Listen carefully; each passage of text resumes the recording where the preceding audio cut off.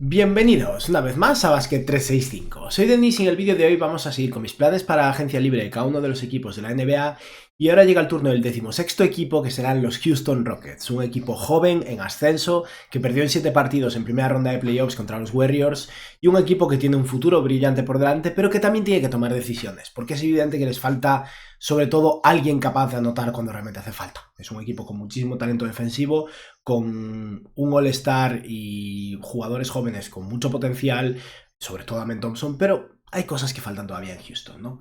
Y nada, si estáis aquí me imagino que es porque os interesa la NBA, así que os animo a que os suscribáis, dadle like al vídeo que se agradece un montón, comentadme debajo lo que opinéis, hacedme preguntas. Y vamos a empezar. Por cierto, sobre el partido de ayer, sobre el Pacers Knicks, no mucho que decir, ¿no? New York respondió en el partido 5, tenemos partido 6 en Indiana y esa es la prueba de fuego, ¿no? Si los Knicks ganan ese partido y de repente tienen el último partido como locales, la cosa se va a poner muy tensa para Indiana, pero eso, me alegro de que se alargue un poco la serie porque ya los Thunder no nos lo permitieron, ¿no? Con esa victoria en 5 partidos contra Minnesota.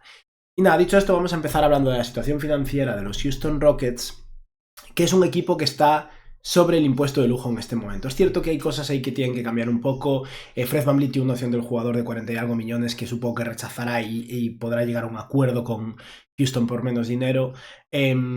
Supuestamente tienen la posibilidad de tener la mid-level de 14,1 millones de dólares y la excepción bianual disponibles en función del dinero que corten, porque hay contratos no garantizados y hay opciones ahí, sino también pueden tener disponible la mid-level de 5,7 millones para equipos sobre el impuesto de lujo, ¿no? En lo que respecta al draft tienen el pick 10, que es la elección de los Phoenix Suns, que cobrará 6 millones de dólares, eso lo estoy teniendo en cuenta en mi análisis salarial, o sea que ya solo si movieran ese pick se ponen solo 2,4 millones por encima del impuesto de lujo.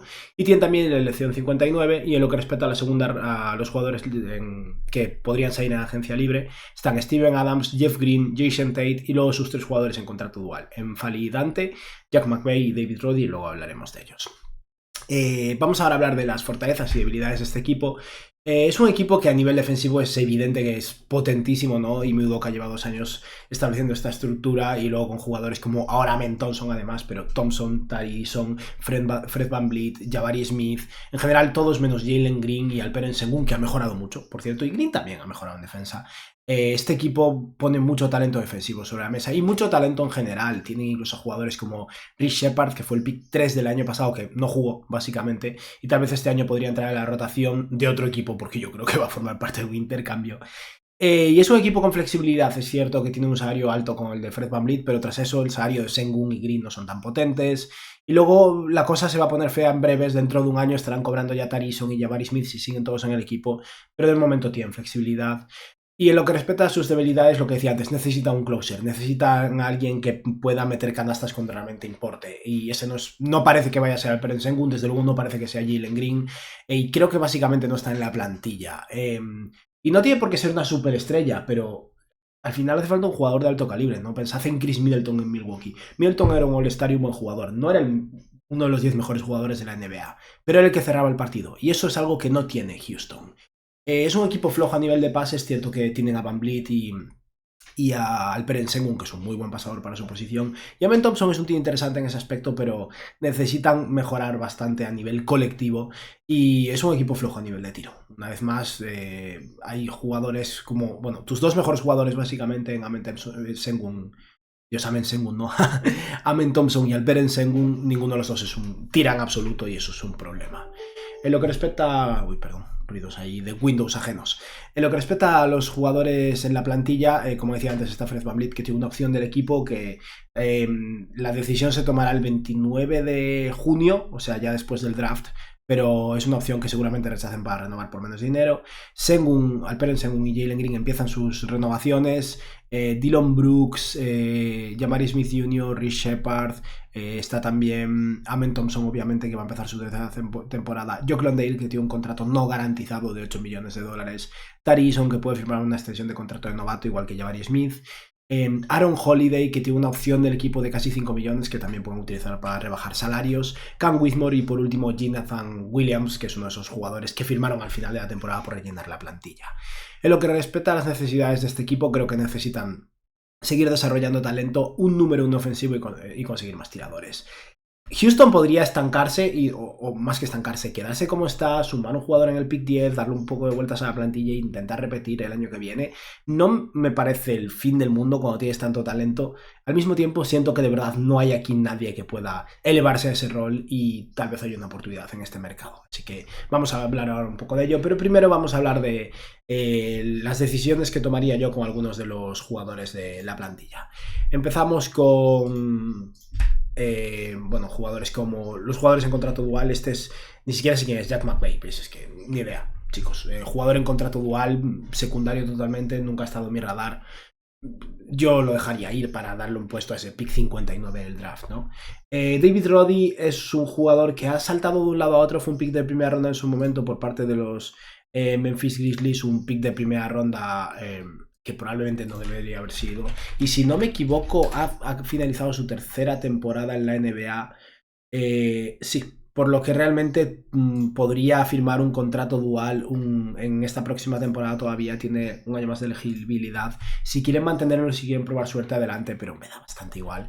El que sí que no me da igual es Enfante Dali, es un pivot enorme de Oregón que solo lleva un año en la NBA. Es uno de esos jugadores que no sabemos si podrá llegar a producir o no, pero cuando estamos hablando de un pivot tan grande, con brazos tan largos como este tío, yo lo mantendría ahí en la fábrica, porque es cierto que a nivel de pivot suplente, Jock Landale, bueno, tuvo años mejores, este año fue bastante flojo. Steven Adams ha sido increíble y van a tener que pagarle para mantenerlo, pero está bien tener algo cociéndose a fuego lento por detrás. Y yo no sé si llegará a ser nada o no, pero si acaba siendo un tercer pivot barato, está bien probar suerte y mantenerlo. Jonathan Williams, como decía antes, tiene un contrato no garantizado. Yo lo cortaría, no confío mucho en él. Es un jugador, un escolta, básicamente, escoltalero. La idea es que sea un 3&D, pero eso, creo que en un equipo con poco espacio en la plantilla y muchas cosas que gestionar, no le daría prioridad en absoluto. Luego está Jeff Green, que bueno, estuvo dos temporadas en Houston como veterano, digamos, llevándose un buen bonus por haber ganado el anillo en Denver. Pero creo que su etapa ya ha acabado. Es cierto que nunca está de más si al final de la construcción del equipo tienes un espacio libre en la plantilla y quieres meter a un veterano. Jeff Green es uno de esos tíos que encajan bien en un vestuario, por lo que no me parece mal si lo quiere mantener por la mínima del veterano. Pero de entrada no lo vamos a contemplar en este vídeo. Vamos ahora con Jason Tate, un jugador que tuvo su mejor momento hace ya un par de temporadas en Houston. De hecho, esta foto está aquí, Gallinari en Atlanta, imaginaos. Un jugador que a mí me gusta y creo que va a ser interesante en algún equipo, pero yo creo que su etapa en Houston ya ha pasado. Si tiene alternativas por la mínima del veterano en otro lado, se irá a otro sitio, porque en Houston no lo juegan ahora mismo. Además es un tirador limitado, aunque trabaje duro, defiende y es ese rol de 3-4 interesante.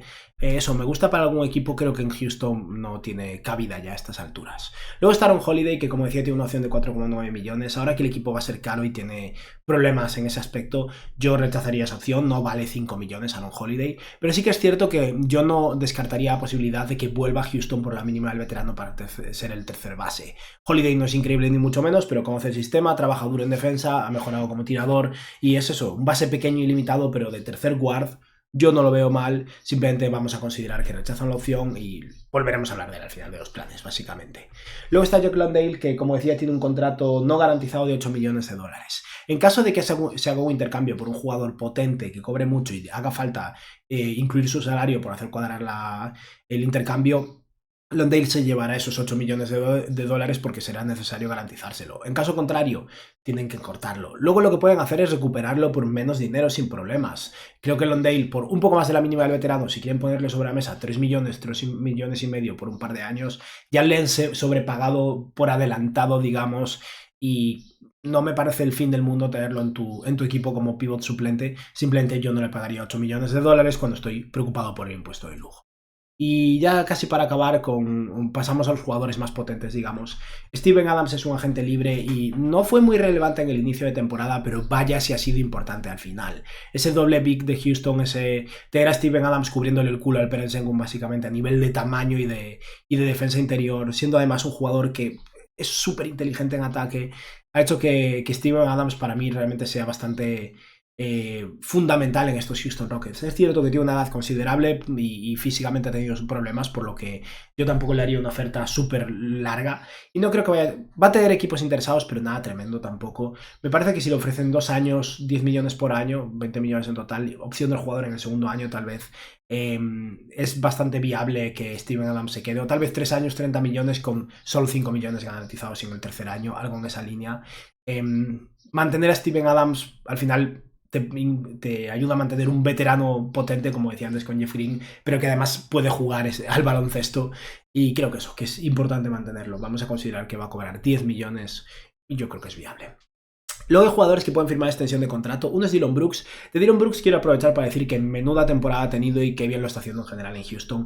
Es un jugador que sigue teniendo algunas ineficiencias, pero 6 triples por partido, 40% desde 3 y una defensa de élite es algo que se paga. Pero por suerte para Rockets quedan todavía 2 años de contrato de Dillon Brooks. Yo no me metería ahora una extensión de contrato. Además, si lo extienden, no es intercambiable por un año. He de decir que yo querría a Dillon Brooks con... O sea, si traigo a Giannis, si traigo a Kevin Durant, si traigo a quien sea, sigo queriendo a Dillon Brooks en el equipo para que defienda y se pelee con la gente. Se pelee con la gente y tire triples. Pero eso, yo no negociaría una extensión con él todavía. Es algo que se puede hablar dentro de un año. Los dos jugadores que sí que tienen que negociar una extensión son Tari Eason y Jabari Smith. Y esto es complicado. Como decía antes, los Rockets ya van a ser un equipo caro este año. No le pueden pagar a todo el mundo.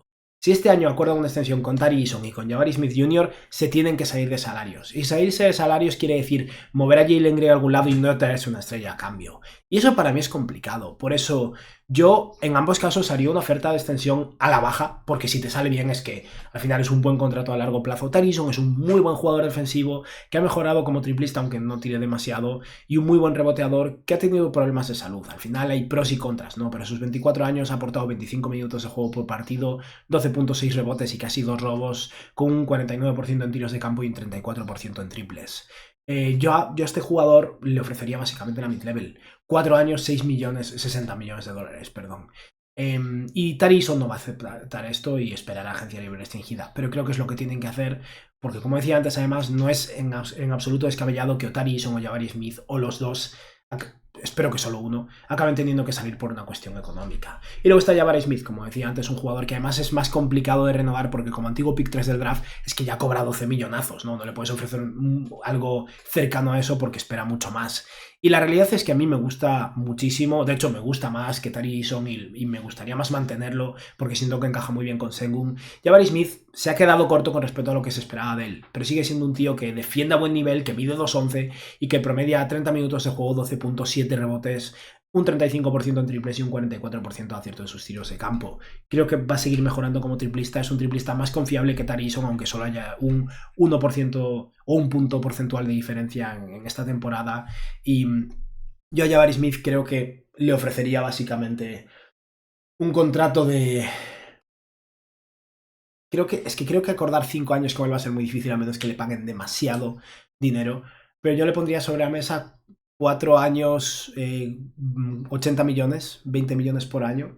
Es que esto es quedarse corto. 4 años, 90 millones tal vez.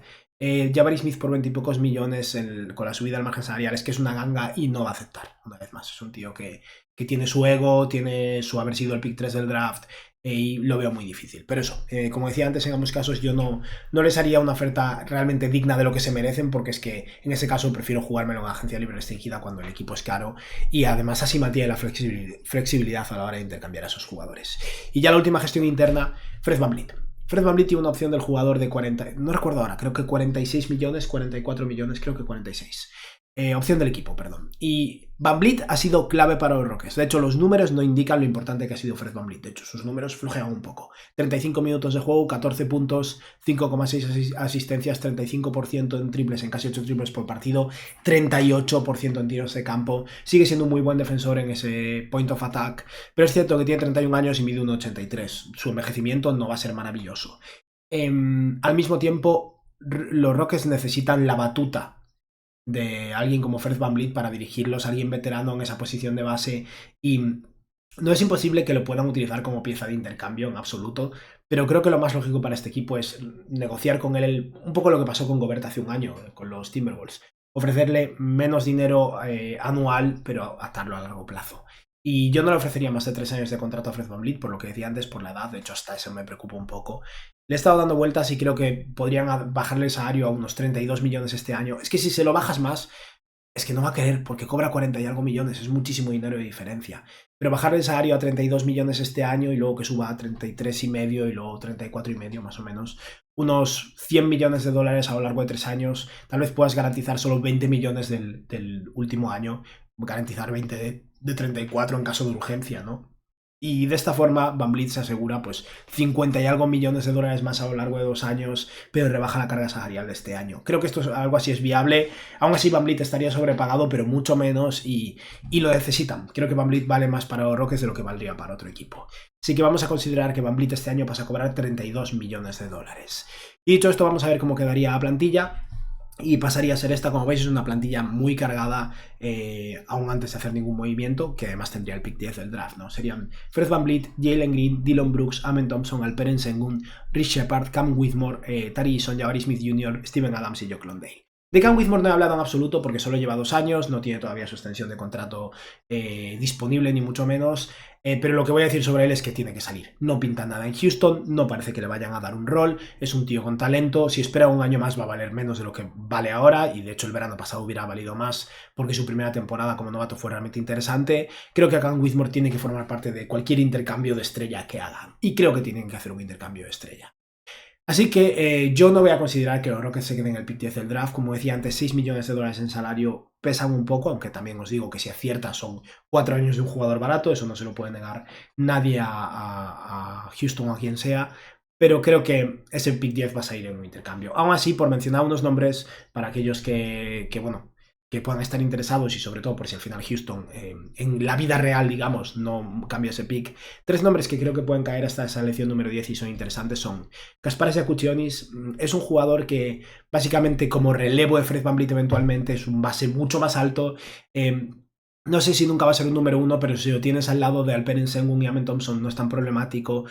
El mayor problema que tengo con Jakučionis en Houston es que no es un buen defensor y Udoka a lo mejor lo pasa mal con eso, pero al mismo tiempo es un tío con talento que si cae hasta el pick 10 creo que realmente deberían seleccionar. Si no, el siguiente nombre para mí es Carter Bryant. Ya sabéis que yo soy muy fan de él, creo que es un jugador que le encantaría Udoka, un muy buen defensor que mete sus triples, un chaval joven con muchísimo potencial y que tal vez pueda hacer más prescindible a Tari Eason tal vez, a uno de esos jugadores de ala sin sacrificar tanta profundidad. Y si no, Cedric Coward, un jugador que ha escalado muchísimo y este pick 10 tal vez sea generoso, pero al mismo tiempo es un tirador fiable en un equipo que realmente lo necesita.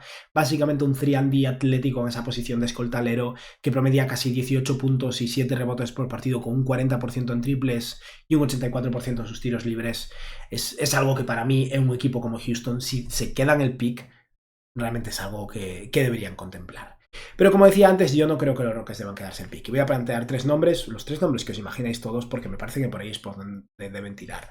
La primera opción es Giannis Antetokounmpo, y voy a poner el mismo intercambio que planteé para los Milwaukee Bucks.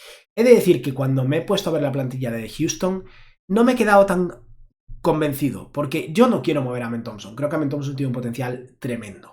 Pero Amen Thompson más Giannis Antetokounmpo más Steven Adams más... O sea, es un equipo que a nivel de tiro tendría Fred VanVleet, Dillon Brooks y Jabari Smith y poco más. No tendría un 5 claro, tal vez tendría que jugar Giannis de 5, tal vez Jabari Smith. Pero bueno, mi idea sería Giannis Antetokounmpo a cambio de Rich Shepard, Alperen Sengun, Cam Whitmore, el pick 10 del draft y múltiples primeras rondas futuras. En un intercambio de Antetokounmpo, los Bucks van a pedir a Sengun o a Amen Thompson y creo que Sengun es la opción lógica. Si los Bucks aceptan esto, yo haría el intercambio y luego me preocuparía. Pero es cierto que a nivel de encaje en la plantilla no me convence tanto.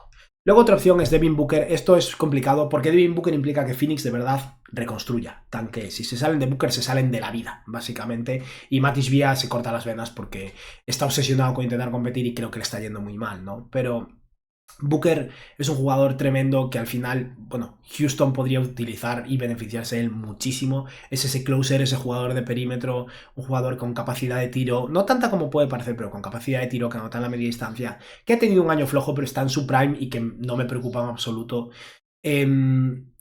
Y al final los Suns están un poco atados por parte de Houston porque es cierto que le deben muchos picks a los Rockets. También le deben pick swaps a otros equipos, pero Houston es el equipo que puede hacer una oferta a la que le devuelvan parte de su futuro, ¿no? Y en este caso, de hecho, lo que he planteado es Devin Booker a los Rockets a cambio de Rich Shepard, antiguo pick 3 del draft, Jalen Green, antiguo pick 2 del draft, pero ya no vale eso. Green supongo que tendría algo de mercado, pero no tanto, siendo sinceros. De hecho, probablemente los Suns después lo moverían a otro lado. O no lo sé. Pero Rich Shepard, Jalen Green, Cam Whitmore, o sea, potencial picks altos de draft, y Cam Whitmore, que no fue un pick alto de draft, pero podría haberlo sido. El pick 10 este año, las primeras rondas de Phoenix en 2027 y 2029 y una primera ronda adicional. Creo que esto es valor más que suficiente. Por Devin Booker, aun si es un jugadorazo, también va mucho valor por parte de Houston ahí. Esa primera ronda de 2029, por cierto, por aclararlo un poco, los Rockets controlan dos de las tres mejores rondas entre Phoenix, Brooklyn y Houston. O sea, al final no es que controlen la primera ronda de los Suns particularmente, pero tienen un top 3 de rondas ahí del intercambio que hicieron con Brooklyn. Podemos decir que le envían la mejor primera ronda de 2029 entre sus tres equipos a los Suns. No tiene por qué ser particularmente la de Phoenix, aunque probablemente lo sea, ¿no? Yo creo que esta es una opción viable, pero de verdad creo que Matisse Viano se va a salir de Devin Booker. Y entonces el nombre es Kevin Durant, y es con lo que vamos a proceder aquí. Creo que Durant a Houston es muy lógico. Básicamente, si Giannis no acaba en Houston, creo que Durant tiene que acabar en los Rockets. Y me parece que es un intercambio bastante viable. Aquí lo he ampliado un poco y lo he hecho a tres bandas, básicamente porque no pinta absolutamente nada Jalen Green en Phoenix con Devin Booker y Bradley Beal. Así que le he dado una vuelta y he planteado un intercambio a tres bandas. Jalen Green se va a los Nets. Y entonces los Nets intercambian a Nick Claxton a los Suns. Y he puesto que sume una primera ronda este año, el pick 27. Le sobran picks, creo que no es para tanto. Y al final Green, con sus altibajos, vale más que Nick Claxton. Los Nets prueban suerte con el talentazo que es Jalen Green y mueven a Claxton a otro lado. Absorben un poco de salario extra ahí, pero no es mucho. Y mueven un pick a Phoenix. Los Suns consiguen a Nick Claxton, Rich Shepard, Cam Whitmore, recuperan su pick 10 de este año, consiguen el pick 27 de este año y recuperan la primera ronda que le deben a los Rockets de 2027. Nada más, pero creo que es valor suficiente. Un antiguo pick 3 más Claxton, más Whitmore, más una primera ronda de lotería, otra futura y un pick flojo. Y los Rockets consiguen a Kevin Durant y a Tyrese Martin por hacer cuadrar el salario. Creo que esto es un intercambio bastante adecuado por ambas partes y con esto es con lo que vamos a proceder. Así que vamos a ver cómo queda la plantilla antes de pasar a hablar de cómo seguiría yo. Y esta sería la plantilla, entonces pasaríamos a tener a Fred VanVleet, Dillon Brooks, Kevin Durant, Amen Thompson y Alperen Sengun, un quinteto titular muy potente, con defensa, con tiro, con problemas con Amen Thompson y Alperen Sengun o así, pero un quinteto interesante. Y luego Tyrese Martin, Tari Eason, Jabari Smith Jr., Steven Adams y Jock Landale. Landale, como decía antes, renovado por menos dinero, Steven Adams renovado por unos 10 millones. Aquí seguimos teniendo el problema de que tanto Jabari Smith como Tari Eason en un año van a estar cobrando más, pero si llega Kevin Durant, quieres la profundidad de ala, quieres darle un poco de descanso, no quieres intercambiarlos ahora. Y aquí creo que lo que sería más interesante para Houston sería volver a meterse en el draft, meterse en la segunda ronda, donde creo que puede haber valores interesantes, sobre todo en esa posición de base, escolta. Creo que es donde este draft es más profundo, y a lo mejor intentar hacer una oferta de un par de segundas rondas futuras y dinero a algún equipo para entrar en el pick 36, 35, algo así. No creo que sea difícil en absoluto. Y voy a plantear entonces un par de nombres que me gustan para la segunda ronda, para dar un poco de profundidad a esta posición de base escolta que está muy floja, ¿no? Tras el intercambio de Kevin Durant. El nombre que más me gusta, que ya lo he mencionado más veces, es Cam Jones. Creo que Cam Jones está infravalorado. Es un base de Marquette que este año, como número uno de su equipo, sin Orso y Godaro y compañía, tuvo mucha más responsabilidad y tuvo menos eficiencia, pero que ha tirado muy bien de tres en el pasado, y un tío que defiende un nivel adecuado, que mide 1,93 m, que ha tirado un 59% de sus tiros de dos, alguien en quien confío básicamente, que sea capaz de tirar en la NBA y que sea capaz de operar como playmaker secundario, 6 asistencias con solo 2 pérdidas por partido. Creo que Cam Jones sería una muy buena adquisición para cualquier equipo al principio de la segunda ronda, y vamos a considerar que los Rockets lo consiguen.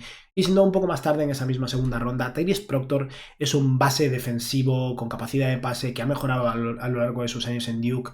Se queda un poco corto con respecto a cuando se creía que iba a ser un pick de lotería hace un par de años, pero creo que es un buen valor en la segunda ronda. Vamos a considerar que consiguen a Cam Jones y tras eso vamos a hablar un poco de la agencia libre. Estos Rockets, tras todas estas transacciones, son un equipo que No tiene muchísimo margen, va a estar sobre el impuesto de lujo, pero que puede mantenerse por debajo del segundo tax apron con relativa facilidad, incluso por debajo del primer tax apron, pero por si acaso debería utilizar solo la mid-level de equipo sobre el impuesto de lujo de 5,7 millones. Y con esa mid-level obviamente el mercado es más limitado, no hay tantas opciones, pero por mencionar un par de nombres interesantes que sumarían tiro, Gary Trent Jr. tal vez pueda conseguir más dinero, este año firmó por la mínima del veterano, si se va por 5,7 millones de dólares a los Rockets, 2 años, opción del jugador en el segundo año, digamos. Me parece alguien muy interesante. No suma mucho en defensa, pero un escolta con esa capacidad de tiro creo que sería muy productivo en Houston. Y si no, un nombre que me gusta mucho y que creo que podría estar disponible y del que no se está hablando tanto es Sam Merrill. Merrill, con lo caros que van a ser los Caps, no va a quedarse en Cleveland. Cleveland no va a poder pagarle y es un francotirador, un tirador de tres potentísimo que ha mejorado en defensa hasta ser aceptable, en mi opinión. Y creo que por la mid-level de 5,7 millones de dólares podrían conseguirlo. Tal vez ofrecerle 3 años de contrato con opción del jugador en el tercer año, algo así. Y de verdad creo que como escolta suplente sería un jugador muy interesante. Y luego ya por redondear la plantilla, por la mínima del veterano, lo que decía antes, creo que Aaron Holiday puede volver para ser el base suplente o tercer base intercalado con Cam Jones. Probablemente Aaron Holiday lo haga mejor este año. Y por ganar un poco de profundidad de ala, porque aún quedaría unos par de espacios libres en la plantilla, Kessler Edwards es otro jugador que yo creo que está infravalorado, va saltando de un lado a otro y no consigue equipo estable, digamos, pero como jugador 3&D en el ala, mete sus triples, defiende un nivel adecuado, para 15 minutitos por partido está ahí y yo creo que puede ser al final un valor muy bueno, un jugador que lo firmas este año por la mínima del veterano, el verano que viene lo atas por 4 años y de verdad que creo que va a ser un buen valor y ya no puede firmar un contrato dual por lo que tendría que ser la mínima del veterano. Y ya por acabar, tal vez alguien como, digamos que consiga que es Edwards, pero por dar una alternativa, creo que, ay, se me acaba de ir su nombre, el jugador de los Nets. Bueno, se me acaba de ir el nombre de este tío, lo siento. Pero bueno, el jugador de ala de los Nets, un ala pivot más bien, con capacidad de poner el balón en el suelo, un jugador bastante versátil. Watford, Trendon Watford. Es un jugador que me gusta bastante y que creo que no va a tener cabida en Brooklyn porque tiene mucho movimiento de plantilla que hacer. Tal vez sea una opción interesante también. Y ya está, con esto hemos acabado. Vamos a ver cómo quedaría la plantilla. Y pasaría entonces a ser un equipo con Fred VanVleet, Dillon Brooks, Kevin Durant, Amen Thompson, Alperen Sengun, Cam Jones, Sam Merrill, Tari Jabari Smith, Steven Adams, Aaron Holiday, Tyrese Martin, Kessler Edwards, Joe Landale. Y este equipo todavía tendría sus propias primeras rondas, todavía tendría algún pick adicional. Básicamente ha cambiado a Jalen Green por Kevin Durant en el quinteto titular. Se sacrifica un poquito de profundidad, pero sigue habiendo mucho talento por delante. Y a nivel económico, luego tocaría hacer algún esfuerzo. Según mis cálculos, esta plantilla estaría unos 6 millones de dólares por encima del impuesto de lujo, por lo que no descartaría que en febrero acaban haciendo algún movimiento para rebajarlo. Esas cosas pasan, pero creo que este equipo sería bastante mejor que el año pasado y el año pasado ya fueron muy buenos. Y ya por acabar, vamos a hacer una mención honorífica a esos miembros del canal, que al final es algo que había dejado de hacer y no está bien. Así que aquí está. Muchas gracias a todos, chicos, de verdad por vuestro apoyo. Gracias a los que lleváis 14 meses. Gracias también a los que acabáis de llegar, ¿no? Hace 2 días Samuel Peralta, hace un mes Alejandro Kinich.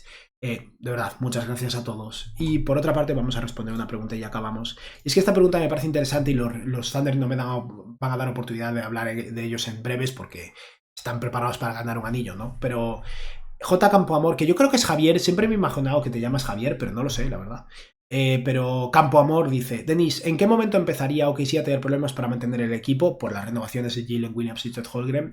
Esto no es un problema de cara a la próxima temporada, están en el verano de las negociaciones de extensiones, o sea, lo mismo que acabamos de mencionar con Jabari Smith y Tarison, pasará este verano con J-Dub y Chet Holmgren. Ellos van a extender por un máximo en ambos casos. Lo fundamental para Oklahoma, para sostenibilidad del equipo a largo plazo, es que esos dos jugadores no entren en equipo solo NBA la próxima temporada, que no lleguen a 65 partidos, digamos. Jalen Williams lo cumplió este año, pero no vale. Si repite el año que viene, J-Dub pasará a cobrar un 30% de límite salarial en vez de un 25%. Si Chet Holmgren también entra en un equipo en NBA, pasará lo mismo. O sea, si uno de los dos entra, la cosa se complica. Si los dos entran, el equipo se vuelve muy, muy caro y ahí van a sufrir. Pero el año que viene están bien y luego encontrarán la forma para aguantar al menos unos cuantos años, estoy seguro. Y nada, ya está. Esto ha sido todo por hoy. Espero que os haya gustado el vídeo y que tengáis un buen día. Adiós.